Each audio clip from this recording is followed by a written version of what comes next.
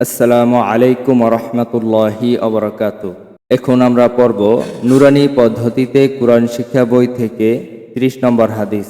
লা তাদখুলুল লা তাদখুলুল মালাইকাতু মালাইকাতু বাইতান ফিহি বাইতান ফীহি কালবু ওয়ালা কালবু ওয়ালা তাসাওয়ির। তাসাওয়ির। লা তাদখুলুল মালাইকাতু লা তাদখুলুল মালাইকাতু বাইতান ফিহি কালবু ওয়ালা বাইতান ফীহি কালবু ওয়ালা তাসাওয়ির। তাসাওয়ির। লা তাদখুলুল মালাইকাতু বাইতান ফিহি কালবু ওয়ালা তাসাওয়ির। লা তাদখুলুল মালাইকাতু বাইতান ফীহি কালবুন ওয়ালা তাসাওয়ির। অর্থ, ওই ঘরে রহমতের ফেরেশতা প্রবেশ করে না। অর্থ, ওই ঘরে রহমতের ফেরেশতা প্রবেশ করে না।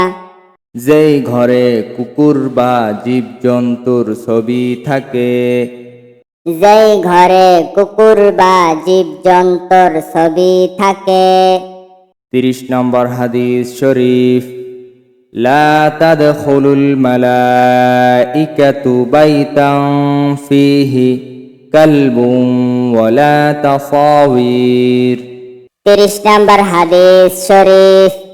লা তাদখুলুল মালাইকাতু বাইতান ফীহি কালবুন ওয়ালা তাসাওয়ির।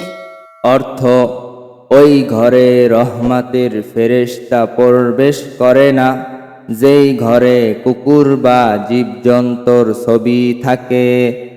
অর্থ, ওই ঘরে রহমতের ফেরেশতা প্রবেশ করে না, যেই ঘরে কুকুর বা জীবজন্তুর ছবি থাকে। 30 নম্বর হাদিস শরীফ।